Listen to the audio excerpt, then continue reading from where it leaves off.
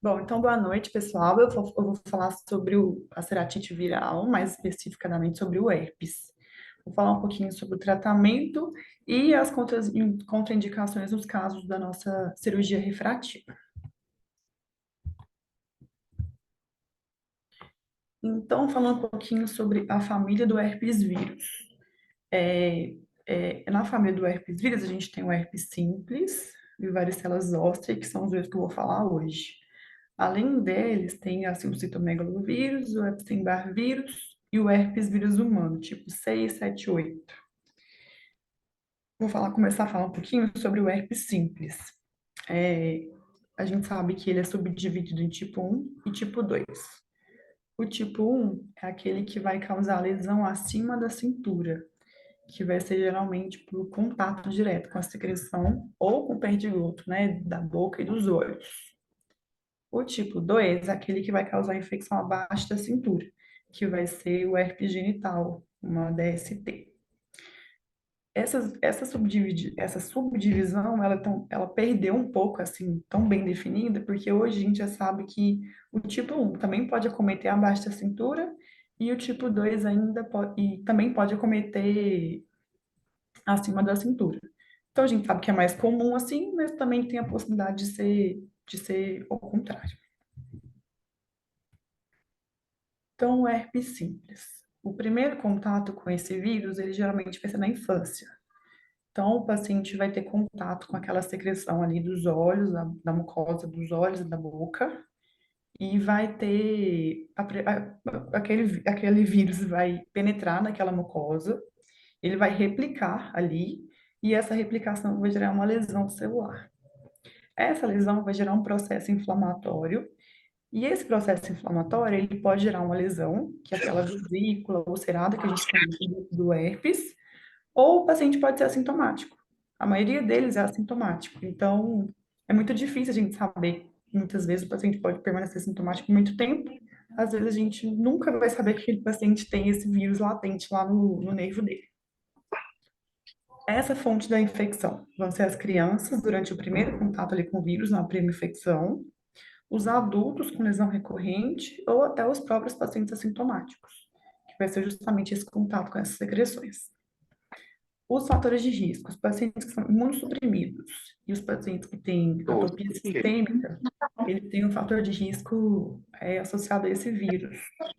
Também é importante falar que pacientes imunossuprimidos e os atópicos, eles, quando têm essa lesão, ela pode ser bilateral. Então, é mais comum ser bilateral nesses casos. As infecções oculares herpéticas têm apresentações variadas. Pode ser infecciosa, pode ser inflamatória, pode ser mista. As lesões infecciosas, ela pode ser uma blefaroconjuntivite vesicular e pode ser ceratite epitelial dendrítica ou geográfica. A forma inflamatória, ela pode ser a ceratite estromal imune ou endotelite. E a forma mista, quando vou ter a forma infecciosa e uma reação de hipersensibilidade associada também, que vai ser a ceratite extremal necrosante, a ceratoveite e até uma irite. Começando a falar um pouquinho sobre a blefarite vesicular ulcerativa, que é aquela primeira lesão lá na infância. Então, geralmente, quando o paciente tem o primeiro contato com o vírus, ele vai ser assintomático ou vai ter a lesão. E essa lesão, muitas das vezes, a maioria das vezes, vai ser a primeira manifestação que vai ter durante a infância. A primeira forma que o paciente pode manifestar. Essa lesão, ela pode ser associada a uma conjuntivite folicular, pode ter a linfadenopatia regional e também pode ter a ceratite epitelial. Pode ou não ter. O tratamento vai ser com higiene, shampoozinho neutro, sabonete neutro. Eu posso usar a pomada oftalmológica, mesmo que não tenha cometimento corneano, eu posso passar a pomada ali naquela região das lesões e posso optar pelo antiviral bioral também. Agora, entrando um pouquinho nas ceratites mesmo. Elas são subdivididas. Pode ser a forma epitelial, a neurotrófica, a estromal, a endotelite e a ceratoveite. O acometimento ocular, durante o acometimento ocular, a córnea é o principal alvo. Então, a gente sabe que o vírus ele tem um tropismo pelo nervo. e a córnea é bastante nervada, então já era esperado mesmo que fosse a córnea justamente por isso. Então, em 10% dos casos vai ter o cometimento bilateral, lembrando que é mais comum nos imunossuprimidos e nos pacientes atópicos. E também tem uma característica da ceratite herpética do tipo, pelo herpes simples, ela tende a ser recorrente. O paciente tem várias crises. E essa recorrência vai gerando opacidade corneana, e isso pode gerar cegueira. Inclusive, é o principal causa de cegueira nos países envolvidos, essa ceratite herpética. Esses fatores desencadeantes, eles vão gerar as crises. E tem uma divergência na literatura em relação a isso. O CBO fala que a recorrência vai variar de acordo com esses fatores, que é o estresse emocional, o estresse físico, é um trauma. Já a Academia Americana fala, tem esse estudo RED que foi feito, que na verdade não tem nenhuma associação com esses fatores. Ele nega que estresse, por exemplo, possa desencadear as crises. Então tem essa divergência na literatura. Então a ceratite epitelial, que é a primeira que a gente vai falar, ela é uma ação direta no vírus que vai replicar ali no epitélio. Então, o vírus vai penetrar no epitélio e vai replicar. Essa replicação ela vai gerar várias vesículas ali na córnea que vão se unir e vão formar essa lesão ulcerada, arboriforme, que a gente conhece como lesão dendrítica. Dendron, em grego, é árvore. Então, por isso que tem esse nome de lesão dendrítica. Eu achei legal falar isso. A úlcera geográfica já é uma forma um pouco mais grave, avançada, geralmente associada a paciente que fez uso de corticoide ou paciente imunodeprimido. E geralmente também o paciente tem essa hipoestesia corneana. Então, demora a gente conseguir fazer. Às vezes o paciente demora a procurar um serviço e tudo. Essa hipoestesia também ela é gerada pela lesão do vírus na parte sensitiva. Então, ela vai destruir ali o nervo sensitivo e o paciente vai ter uma hipoestesia. É importante a gente fazer diagnóstico diferencial com o zoster, com a cantamoeba, adenovírus e o Epstein-Barr vírus. O tratamento vai ser o antiviral sistêmico ou tópico, né? A ciclovir 2 gramas dia, que é o que a gente mais faz. E, se caso seja necessário também, no caso da geográfica, pode ter a necessidade de fazer o debridamento das bordas.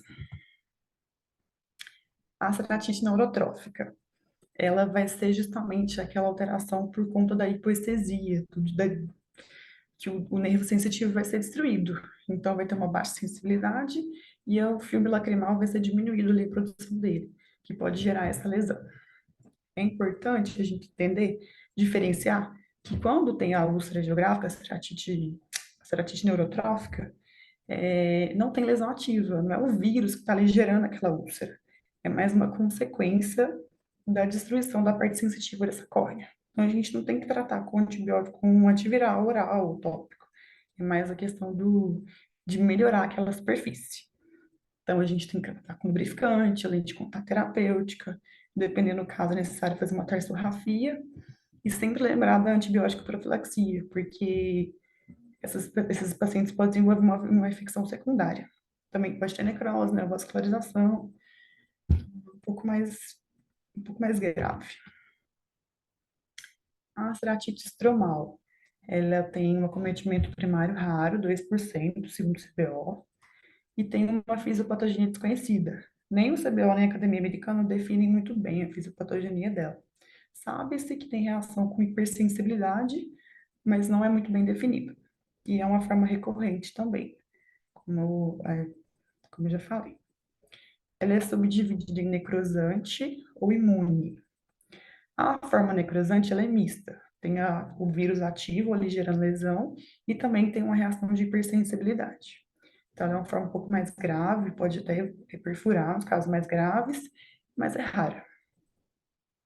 A forma imune, ela é uma reação de hipersensibilidade e vai ter uma inflamação recorrente ali justamente pela resposta ao vírus.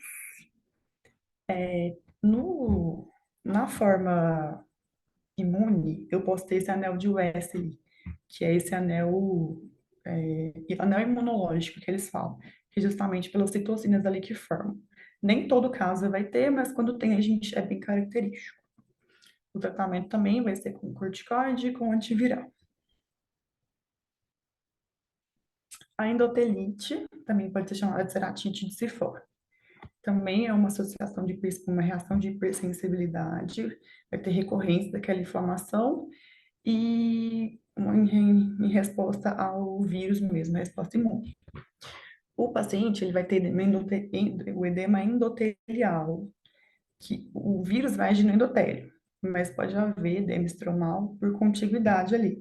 É, geralmente não tem infiltrado, a gente pode também ter precipitado cerático, dobra de DCM e reação de câmara anterior. O tratamento é com lubrificantes, cicloplégicos, corticoides e o antiviral. A Ceratoveide também é a forma mista, tem a reação ativa ali do vírus e tem a reação de hipersensibilidade. Pode ter uma endociclite, endotelite, ceratite imune. A gente vai ter reação de câmara anterior, precipitados ceráticos, pode ter injeção ciliar e pode ter até destruição do tecido. A gente tem que ficar atento que caso haja a trabeculite, o paciente pode evoluir com glaucoma secundário nesses casos. O tratamento é com corticoide ou antiviral oral.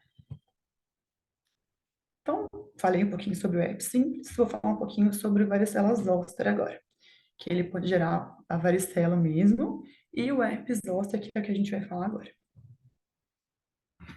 Então, o herpes zoster é o herpes vírus do tipo 3. Ele tem fatores desencadeantes que são maiores de 50 anos, pacientes imunodeprimidos, pacientes que têm muita exposição à radiação e pacientes com trauma. Dos pacientes que têm o herpes zoster, de 10 a 20% vai desenvolver a forma oftálmica. Então, não é raro a gente ver essa lesão. Ao contrário do herpes simples, o zoster, ele tem, é incomum a recorrência. Então, as recidivas são mais raras. Se a gente conseguir tratar aquele paciente precoce, o prognóstico é bom. Zoster também é uma palavra grega, que significa espalhar-se por uma zona. Por isso o nome de herpes, que ele vai espalhar ali naquele dermatómo, enfim.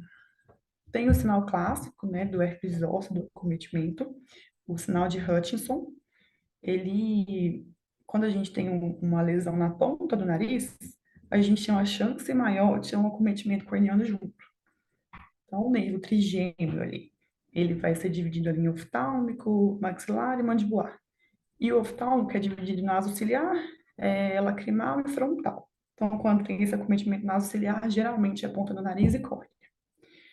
Ao contrário do que a gente pensa, a gente fala muito sobre o nasociliar, o ramo mais acometido é o frontal, não é o nasociliar. Também achei interessante falar isso. Os tipos de ceratite pelo zoster. É bem parecido com o herpes simples. Eu não vou falar todos de novo, que a gente já viu, mas é bem parecido. Só a única diferença é que na forma epitelial, a gente não vai ter aquele dendrito verdadeiro, vai ser um pseudodendrito. Que na terminação, no final da lesão, não vai ter aquele bulbo. Mas o restante é bem parecido. Então, o tratamento do zoster. Eu vou isolar aquele paciente, vai ficar 7, 10, 14 dias isolado, e vou fazer o tratamento com antiviral sistêmico de 7 a 10 dias também. E a gente vai dobrar a dose, né? Era 2 gramas do simples, agora 4 gramas dia do zoster. A gente usa mais o aciclovir, mas também a gente tem que lembrar do palaciclovir e do fanciclovir. Se for uma hipersensibilidade, a gente pode usar o corticoide se o epitélio estiver íntegro e protegido. Então, as formas de ciforme, intersticial e o veite anterior, a gente pode associar o corticoide. A gente não vai tratar a neuralgia pós-herpética, mas é legal a gente saber que aqueles pacientes podem desenvolver e tem um tratamento com o neurologista, a gente vai ter que fazer esse acompanhamento conjunto aí. E o que nos interessa, que é o herpes associado à cirurgia refrativa. Qualquer cirurgia ocular pode desencadear uma crise de lesão corneana ou lesão herpética. E a gente tem que entender que nem sempre os pacientes que têm a lesão, eles têm história prévia de ter tido infecção herpética. Lá no começo eu falei que os pacientes podem ter quando tem a primeira infecção. Ele pode ter aquela lesão ulcerativa ou ele pode ser assintomático. E sabe-se que a maioria é assintomática, então a gente fica difícil a gente saber quem tem e quem não tem. Então, qualquer anormalidade corneana a gente tem que investigar. chegou um candidato para cirurgia refrativa que tem uma opacidade ou uma dobra de SMA, qualquer coisa diferente, a gente tem que investigar o que que gerou aquilo. E também torcer para o paciente não ter, né, nos casos que são assintomáticos. Esse mecanismo de reativação é desconhecido. Fala-se muito em relação à citocina, interleucinas, a própria lesão ali do nervo durante a cirurgia e também ao próprio laser. Tem um estudo, foi na Ásia, eu não vou lembrar agora onde, que associou o laser à reativação. Então, tem pacientes que têm, ele comparou, ele desepitalizou córneas e teve paciente que ele desepitalizou e aplicou o laser. Os pacientes que ele só desepitalizou, nenhum teve recidiva. E os pacientes que ele desepitalizou e aplicou o laser, ele teve acho que 60% de recidiva, e não fez profilaxia. Então, realmente tem essa associação do laser com a reativação. No caso do PRK, essa reativação ela pode ser de até 15 semanas pós-operatórias, e do LASIK pode ser até 28 meses, então mais de 2 anos depois. Então, assim, é bem prolongado. Eu achei legal colocar esse artigo porque ele fez uma revisão de todos os casos descritos de lesão herpética pós-refrativa. Então, assim, um resumão bem legal mesmo. O que que ele conclui, esse artigo? Que os pacientes que não têm a doença há pelo menos um ano, não tem nenhuma recorrência há pelo menos um ano, não tem nenhum sinal de lesão ativa e que faz a profilaxia, eles podem ser operados eles podem ser candidatos à cirurgia refrativa. Se o paciente teve muita recorrência, várias recorrências, menos de um ano, e casos um pouco mais resistentes para tratar, eles são contraindicados para fazer a cirurgia reparativa. Esse artigo, ele fala também sobre a profilaxia. Então, nos casos do LASIK, a gente vai fazer o aciclovir 800 gramas dia, ou o valaciclovir 500 miligramas dia, e a gente vai começar a tratar 2 semanas antes da cirurgia e vai permanecer tomando duas semanas pós-operatórias. Então, um mês tomando, com a cirurgia ali no meio, entre a cada 2 semanas.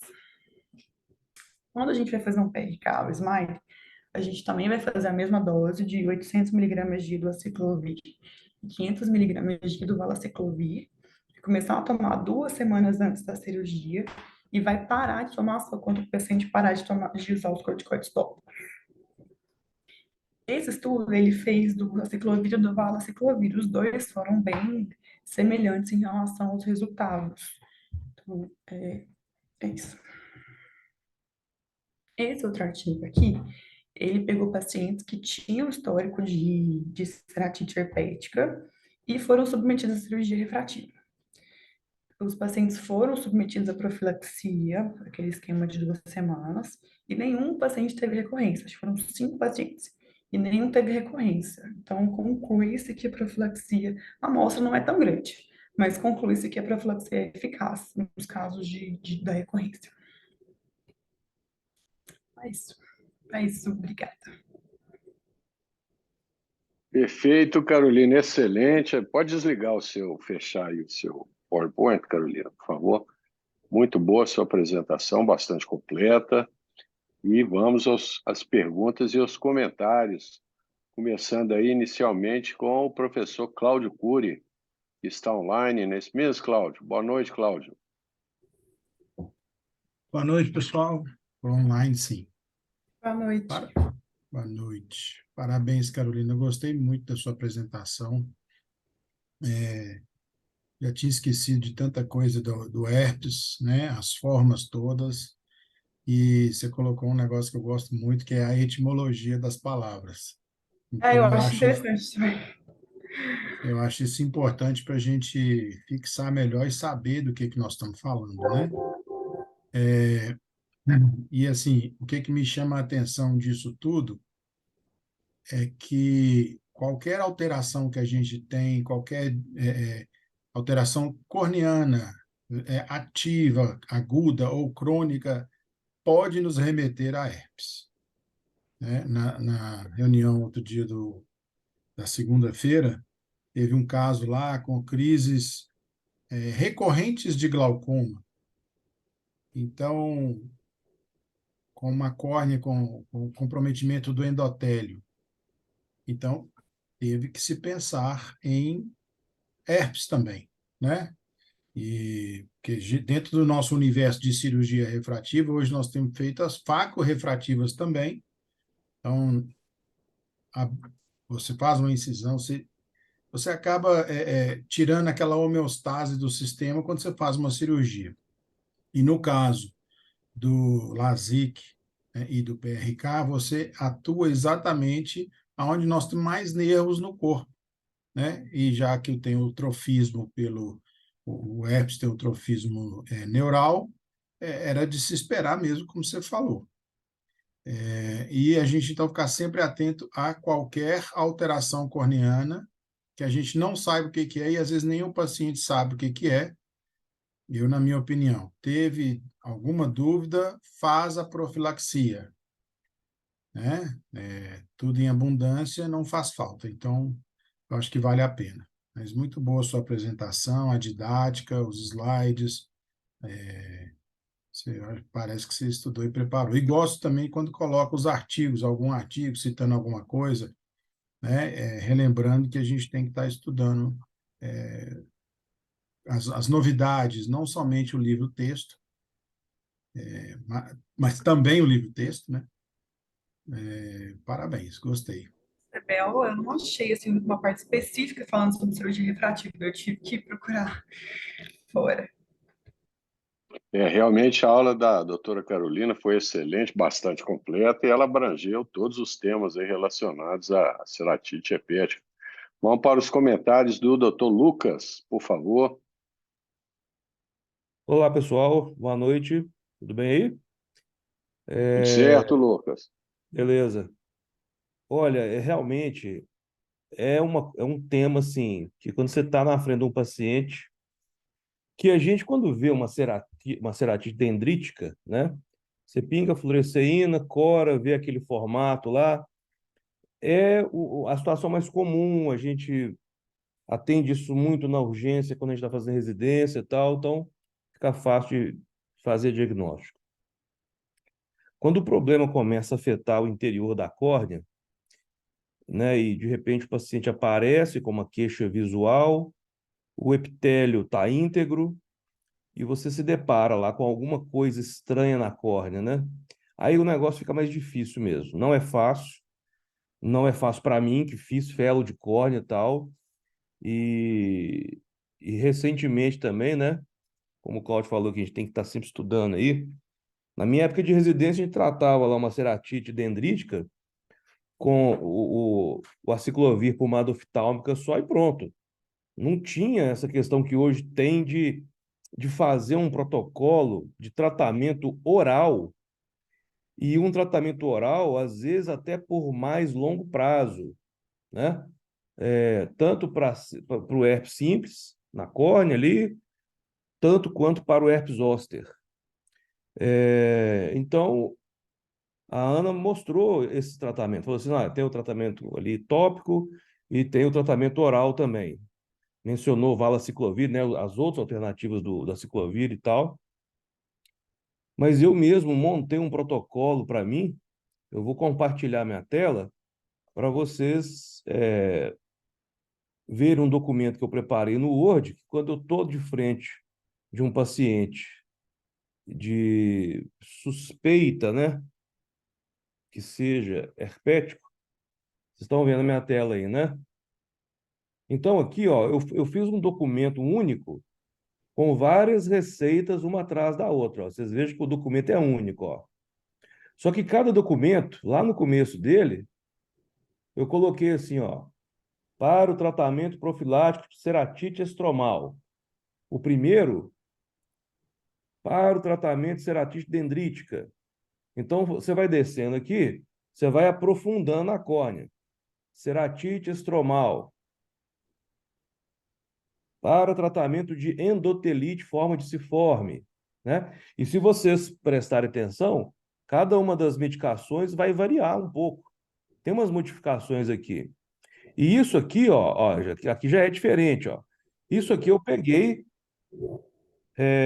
de aulas de um curso de oftalmologia, que não é o do Sérgio Canabrava, não é o oftalmocurso, mas é um curso que chama Oftalmoflix, a cópia do Netflix. E nesse curso teve uma aula sobre isso, e o colega que apresentou lá, eu achei assim, muito didático, muito completo. Eu gravei essa aula e fui montando o protocolo, assistindo a aula várias vezes. E aquela história, né?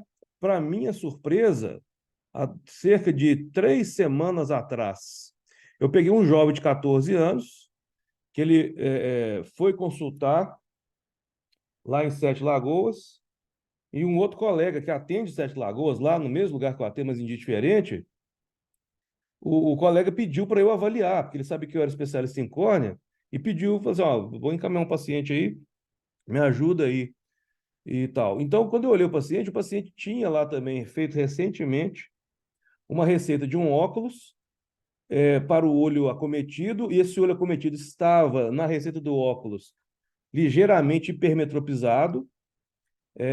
Quando eu examinei na lâmpada de fenda, eu também tentei passar no autoinfrator. A lesão na córnea dava uma nubécula, mas não dava uma falta de transparência muito grande. Mas aí no autoinfrator, realmente o autoinfrator mediu uma hipermetropia desse paciente.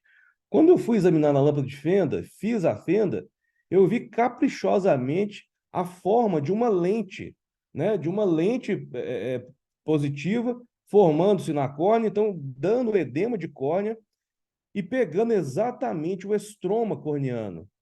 E aí eu entrei exatamente com esse protocolo que está na tela aí, ó. Entrei com o prédio forte, fui reduzindo lentamente e depois troquei para o corticoide tópico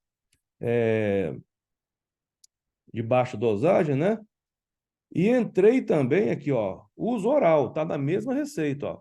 Entrei com a ciclovir de 400 miligramas 2 vezes por dia, por um período de 1 ano, como tratamento profilático. Essas aulas que eu assisti nesse curso me mostraram exatamente esse tratamento, que é mais recente, de que o uso oral por longo tempo pode evitar as recidivas. E nesse sentido, ó, esse protocolo aqui por 1 ano seria diferente do protocolo apresentado na aula lá para a endotelite. Ó. Vejam que já tem uma mudança. Começa com 5 vezes por dia, depois passa para 2 vezes por dia. Então, esse protocolo aqui eu montei porque não é de acontecer todo dia.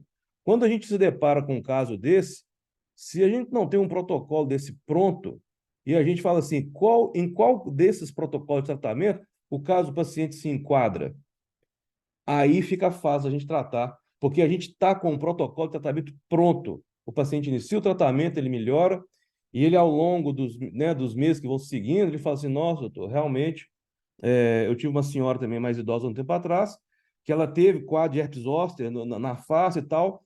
E aí, o que aconteceu? Ela passava creme dermatológico ali, 5 dias melhorava, e passava uma semana voltava. E ela sempre tendo muita dor, uma dor muito intensa.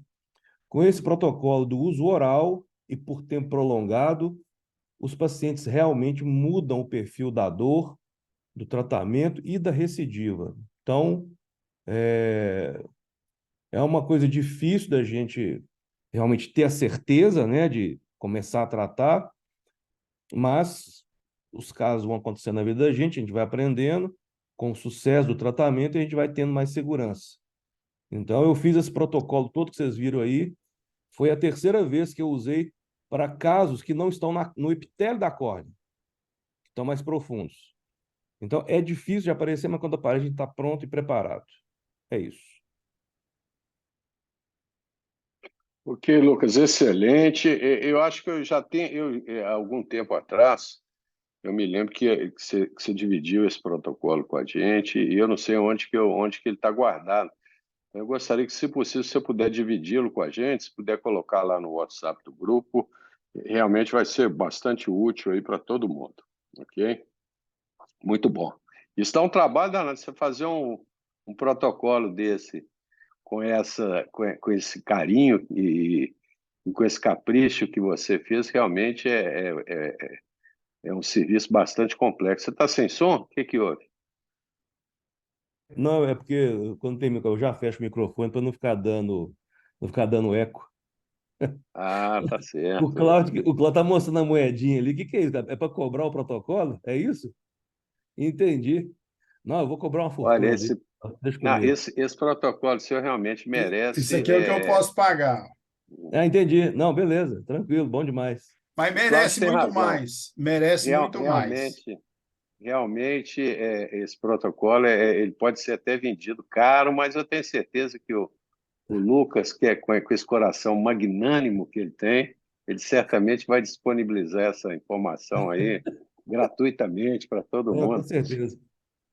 Isso. Então vamos ouvir agora as perguntas e os comentários aí do Dr. André Lamonier, que é o tenista profissional do grupo aí, o que que ele tem a dizer? Boa noite a todos. Primeiro, parabéns, doutora Maria Carolina, pela apresentação, realmente bastante completa. Na verdade, tem mais um comentário misturado com uma dúvida. Em relação a herpes estromal, os estudos mostram que tem um componente basicamente imune mesmo, né? Por isso que a gente usa o corticoide e o aciclovir só em dose profilática, 800 miligramas por dia. Já na endotelite, parece que tem um componente da replicação viral em si na fisiopatogenia, né? Então, por isso a gente costuma usar também o aciclovir em dose terapêutica. E em relação à profilaxia duradoura que o Dr. Lucas Pires falou, eu até li uma vez, mas não tenho certeza. Queria a opinião dos colegas também. O estudo REDS mostra que a profilaxia é benéfica enquanto o paciente está fazendo uso do aciclovir, mas não mostra um resultado após cessar o uso, que ele continua tendo esse benefício, que as crises voltam à mesma frequência que anteriormente. Então, a profilaxia seria só para aquele período que ele está utilizando, mas que não tem benefício depois de parar de usar. Mas eu lembro de ter visto isso, mas não tenho certeza. Queria saber a opinião dos colegas aí. Vamos pedir inicialmente a doutora Maria Carolina, que é a nossa palestrante oficial aí, para responder essa pergunta, se ela realmente pesquisou alguma coisa com relação a essa profilaxia aí de 1 ano. A forma necrosante da estromal, ela tem replicação, ela tem a lesão ativa também, então a gente vai usar o corticoide em dose terapêutica. O corticoide não, o antiviral terapêutico, né? A forma imune não, ela é mais a profilaxia com corticoide tópico. Em relação à profilaxia, realmente, assim, quando para de usar o corticoide tópico, no caso do PRK, por exemplo, não tem benefício a longo prazo. No caso da recidiva, da recorrência, até, igual eu falei, ela tem até 28 meses. Então, assim, eu acho que é mais realmente durante o uso do corticoide. Não vejo por que usar mais tempo. A não ser que tenha bastante recorrência, mas os pacientes que são muito recorrentes, a gente não vai operar, né? O que o André está comentando é que realmente esse tratamento profilático a longo prazo, de 1 ano, realmente ele é complicado no Brasil. Primeiro que o valaciclovir é um medicamento caro.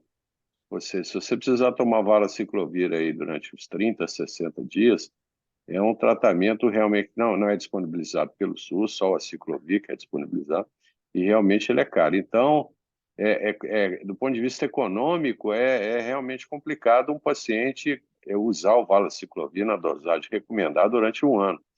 E aí o brasileiro, normalmente, ele não é muito fiel a essas terapias prolongadas. Então, realmente vale a pena a gente pesquisar isso aí, porque se você manter um antivirótico para um paciente durante 1 ano, principalmente um antivirótico caro, só realmente se ele tiver algum efeito bastante benéfico a longo prazo. Então, vamos pedir até ao doutor André, que é quem fez a pergunta, para ele pesquisar isso para a gente a fundo, e de repente amanhã, se ele tiver disponibilidade, ele já falar alguma coisa a esse respeito aí para a gente, ok? Vamos ouvir agora os comentários, as perguntas do Dr. Lucas Reis. E aí, pessoal, boa noite, tudo bem?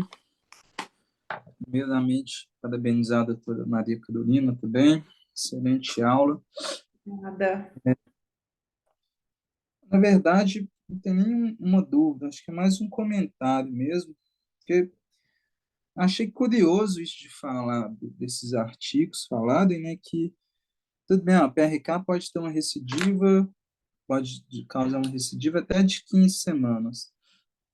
Mas do LASIK, de falar, tipo, 28 meses, tipo, eu achei muito. Assim, como que eles associaram que essa recidiva era assim por causa do LASIK, não só uma recidiva mesmo, assim, sabe? Achei esse espaço de tempo muito amplo, assim, para ser associado com a cirurgia. Uhum. Eles pegaram vários artigos publicados. E eu acho que eles fizeram, de todos os artigos, eles viram qual foi a primeira e a última vez que tiveram a recorrência do vírus, né? No artigo em si, que foi esse que fez o resumo, eles não falaram assim, quais são os métodos que eles usaram para avaliar. Eles só falaram que fizeram um breve resumo sobre os artigos que já são publicados. Mas 28 meses realmente é bastante tempo. Eu gostaria de fazer um comentário aqui, que é o seguinte. Primeiro, confiram aí, se no WhatsApp de vocês, o documento que eu compartilhei por PDF, porque no Word eu não consigo fazer, eu não consigo mandar o Word por WhatsApp, mas o PDF foi. Então, confiram aí se vocês receberam as cinco receitas, porque são 5 protocolos diferentes para, dependendo da profundidade do acometimento, né? Ver Não se, chegou ainda não. ver se receberam. Então, eu vou tentar mandar de novo, porque no meu aqui foi dado como enviado. Ok, É, estou conseguindo ver aqui. viu aí? Então, Tá às no vezes. Alumni, Carol. Hã? Tá no Alumni. Ah, eu não tô nesse grupo. Ah, desculpa, então eu mandei no grupo errado. Não, eu vou retificar isso. Eu vou mandar no grupo certo. Eu cliquei lá, achei que era o nosso grupo aqui. Então, é o seguinte, realmente é estranho o que o Lucas falou mesmo, né? De ser assim, ser dado a responsabilidade do LASIK, uma recidiva de 28 meses depois, só porque o paciente fez LASIK. É aquela tal história, né, gente? Para o paciente, pode parecer isso, pode parecer que tudo que acontecer com ele depois que ele operou o olho, que tudo que acontecer no olho é culpa ou responsabilidade da cirurgia que foi feita nele. Então a gente realmente tem que saber trabalhar isso na cabeça do paciente, porque às vezes não é. O paciente pode ter pego herpes depois do LASIK, pode ter sido depois, né? Quem garante que não foi? Sim. Mas a questão do tratamento profilático, e aí entra a questão, né, de que uma parte da medicina acredita que sim, uma grande parte acredita que não. A relação, e eu sou dos que acreditam que sim, que a relação do nível de estresse do paciente é altamente influenciador para as crises de repetição, né, das reações inflamatórias. Não infecciosas, mas o paciente tem as reações inflamatórias em resposta ao capsídeo do vírus. Então, eu, quando converso isso com o paciente, quase 100% dos pacientes, quando eu pergunto assim, você se considera uma pessoa muito estressada? O que você faz de trabalho? Você trabalha fazendo o quê? A maioria, quase todos eles vão falar que são estressados, que são sempre pessoas que lidam com contas, que lidam na área financeira, e que aí o negócio dele não está indo bem, ele está muito estressado e tal. E isso vai ter correlação direta na doença do paciente, do que ele está tendo que enfrentar. Então, a questão de quando você usa o tratamento profilático, e isso eu percebi que mudou na vida dos pacientes, é que o tratamento profilático, sim, ele está mantendo ali o antiviral e o remédio não está deixando o vírus voltar a dar alguma, né, alguma replicada. E talvez isso dê tempo ao paciente para resolver os seus problemas da vida financeira, da vida amorosa, do problema com o filho que não quer estudar, enfim, todos os tipos de problema. Então, o que eu percebo é que os pacientes, quando voltam, eles voltam muito mais aliviados, porque se ele está em momento de estresse, a doença volta, ele está estressado e ele fica doente com os problemas, fica tudo misturado. Então, o tratamento profilático, eu acho que dá tempo ao paciente dele ter não se curar, mas ele ter um tratamento para se livrar do período da vida dele que pode estar meio atribulado. Então, eu acredito muito nisso, acredito em fazer o paciente confiar que se ele tentar controlar o nível de estresse dele, ele vai conseguir também tratar melhor do problema herpético ou inflamatório. É isso. Perfeito, Lucas. É interessante, pessoal, o seguinte: a maioria dos pacientes que já tiveram ceratite herpética, a maioria nem tem conhecimento disso. Muitas vezes o paciente teve lá um quadro inflamatório, uma ceratite lá durante alguns dias. Muitas vezes esses quadros eles são autolimitados e o paciente melhora com alguns dias. Então, a maioria dos pacientes que já tiveram caso de ceratite herpética, eles nem têm conhecimento disso. E eu já tive uns 2 ou 3 casos de pacientes que desenvolveram ceratite herpética no pós-operatório imediato de PRK. E todos os 3 ignoravam o fato de já terem tido um quadro de ceratite herpética prévio. Então, aquele paciente que já te comunica que ele realmente teve um quadro de ceratite anterior, esse paciente realmente merece uma profilaxia, se iniciando aí pelo menos 15 dias antes do tratamento, e esse tratamento ele deve ser prolongado por pelo menos 60 dias no pós-operatório. Isso é o protocolo padrão e é o que eu uso lá na minha clínica diária. Agora, não é frequente, é muito raro você ver um paciente candidato à cirurgia refrativa coniana que relate que ele já teve um quadro de ceratite anterior. A gente muitas vezes faz o diagnóstico pelas cicatrizes e pelo aspecto da córnea dele, ok? Vamos para o próximo agora, vamos pedir a doutora Juliana para fazer os Doutor seus Arnaldo, comentários e perguntas. Pode falar, Cláudio. eu só queria levantar um pontinho aqui que eu achei bacana da pergunta do Lucas Reis. Concordo com o Lucas Pires, o psique está diretamente ligado à imunidade. Bom, mas o Lucas Reis, é assim que a gente tem que ler artigo. Por que isso? De onde veio? Como que é? Mas peraí, como é que explica? E aí a gente vai ver que cada vez menos nós temos bons artigos, porque é difícil, tem que ter a sustentação, né? Perguntar isso mesmo. Mas imaginando, se nesse artigo falasse o seguinte, de todos os casos avaliados foi prospectivo, todos os casos avaliados numa população X, só apresentou recidiva só apresentou herpes, não vou nem falar de recidiva, quem tinha feito LASIK, quem tinha feito PRK, 28 meses, seja lá quanto tempo for. Né? Então, seria uma forma de você provar o que está sendo dito. Mas nós temos só que questionar se o que está sendo dito foi provado no artigo. Perfeito. Né? E eu concordo com o Lucas que tem essa parte do emocional e tudo, mas interessante é que nesse estudo do REDS, segundo ele, essa parte do emocional não tem relação, né, com a recidiva. Isso é até questão de prova, geralmente, mas eu também sou do lado que eu acho que tem.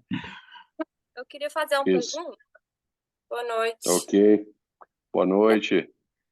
Então, em relação a esse tempo da profilaxia, que a gente, pelo que a Maria falou, começa um dia antes e 2 semanas depois. Eu fiquei um pouco na dúvida, porque eu vejo algumas pessoas falando 2 semanas e outras que prorrogam esse tempo a mais. Aí, doutor Arnaldo, você comentou que faz por 2 meses depois ali da cirurgia? Exato. O meu protocolo é o seguinte: o paciente, se ele relata que ele já teve algum quadro de ceratite herpética prévio, eu vou iniciar a profilaxia 15 dias antes e vou manter durante 60 dias.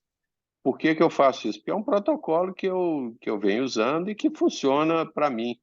Então, agora, realmente, essas comparações aí de protocolos, tem colega que vai usar durante um mês, outro vai usar 2, outro vai usar 3. Então, realmente, é difícil a gente saber qual deles é o mais eficaz.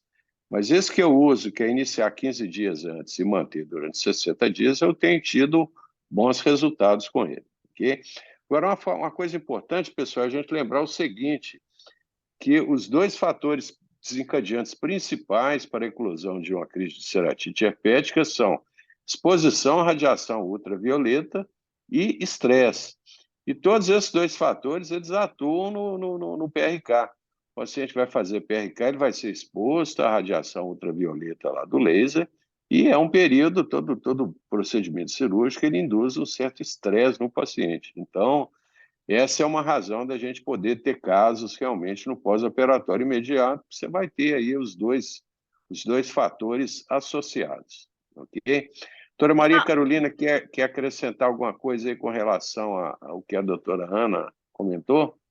O protocolo que eu coloquei foi que quando é LASIK, começa a profilaxia 2 semanas antes, são 15 dias antes, e permanece por mais 15 dias depois da cirurgia.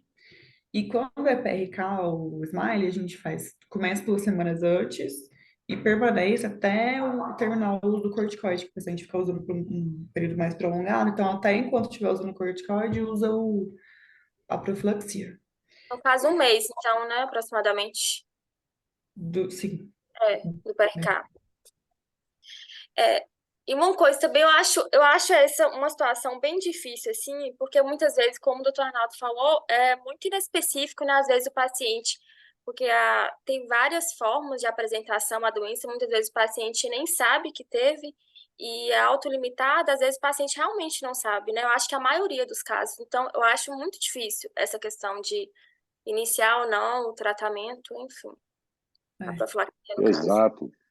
Eu Na queria realidade, colocar aqui. pessoal, Pode pode falar, Cláudio. falar, Cláudio. Não, não, não, pode falar. Na realidade, é o seguinte, cirurgia refrativa é um procedimento que a incidência de complicação intercorrente tem que ser próximo de zero. Então, se você, por exemplo, quiser estender a sua profilaxia pós-operatória para 60 dias ou 90 dias, ninguém vai te condenar por isso.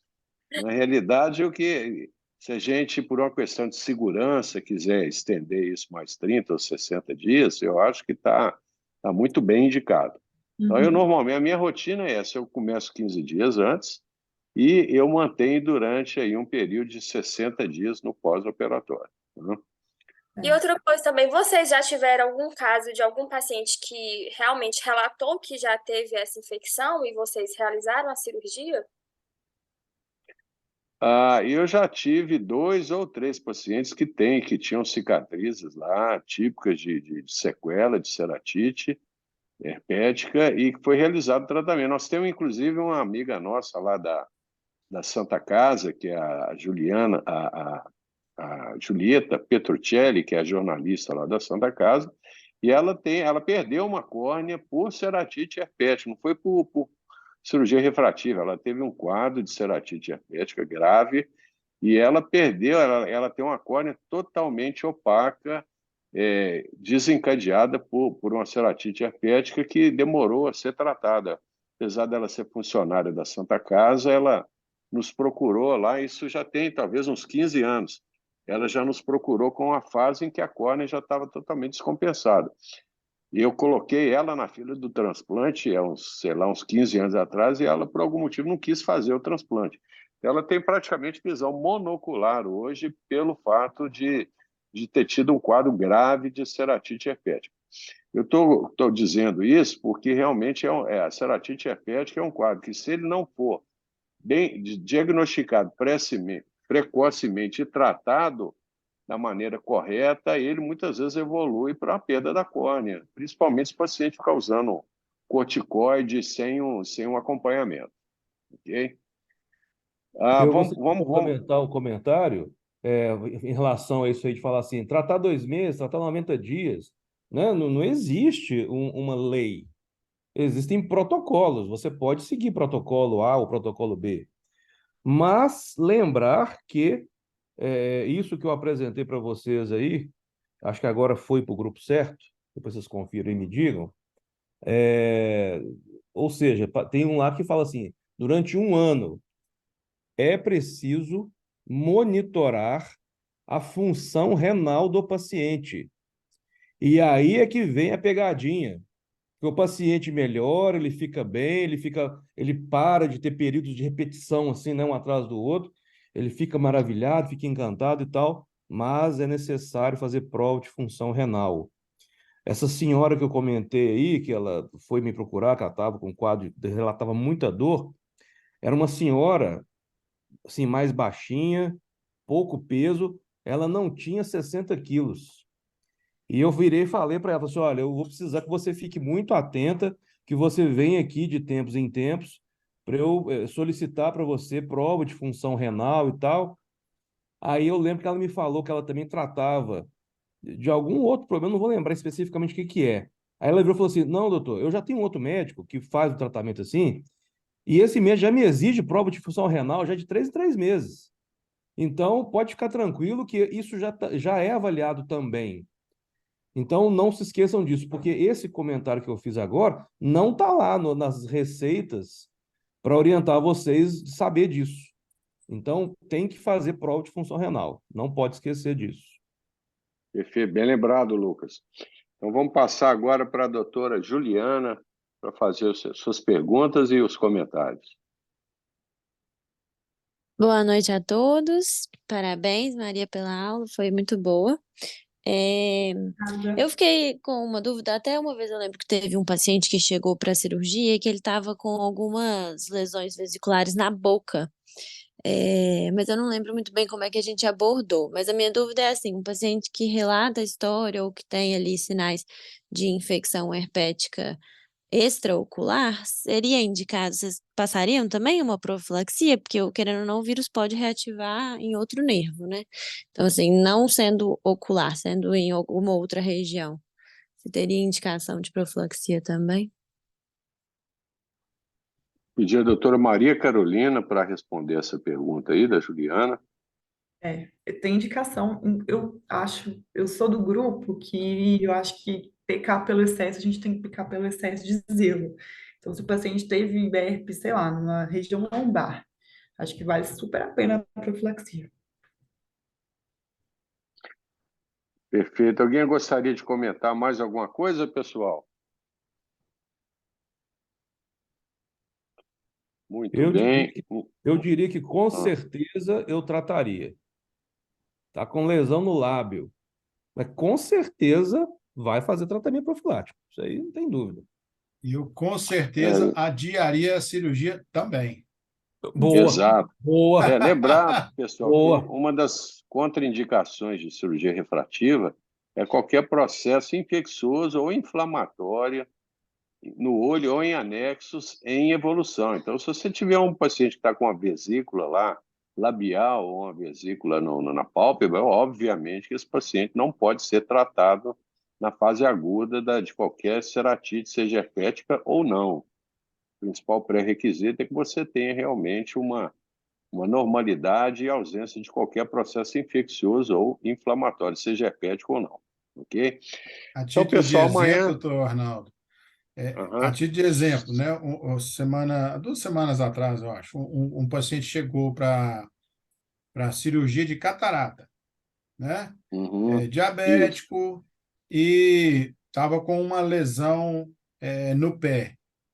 Eu não abri a lesão, o curativo, está com curativo, tá tratado, tá bem, tá limpinha, tá, mas eu não abri. A enfermeira no bloco cirúrgico, então é bom a gente ter uma equipe também para não deixar a gente fazer bobagem. A enfermeira no bloco cirúrgico abriu, não estava nada do que o cara me falou, que o senhorzinho me falou. Então, olha só, a distância, pé e olho, foi cancelada a cirurgia. Você tem um processo que corre, Isso. viremia, você tem, né, sanguíneo. Então, olhar outras partes do corpo também. Então, a gente está constantemente relembrado a não fazer bobagem, ainda mais numa cirurgia que tem um resultado como objetivo final. Perfeito, bem lembrado.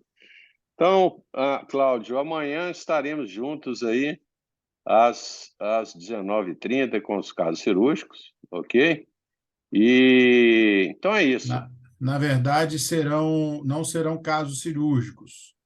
O doutor Vai Reinaldo ser deixou aquela comigo. parte de perguntas e respostas né? Pois é, o doutor Lente de Reinaldo, contato. muito confiante no meu desempenho e no conhecimento dos casos dele, ele me mandou o tal do videoteste, fototeste, Ótimo. em que ele põe as Com as imagens fotos e de nós lente. temos que ver o que é e falar. Então, vai ter muita Ah, coisa de lente de contato que eu espero que eu saiba também. Ele não podia ter escolhido um melhor preceptor para essa aula aí, né? Tô adorando, tô adorando. Tá certo. Não, com certeza vai ser divertido. Então é isso, pessoal. Então, boa noite a todos e amanhã estamos juntos aí às 19h30. Boa Um noite. abraço a todos aí. Boa noite. Boa Alô, noite. pessoal.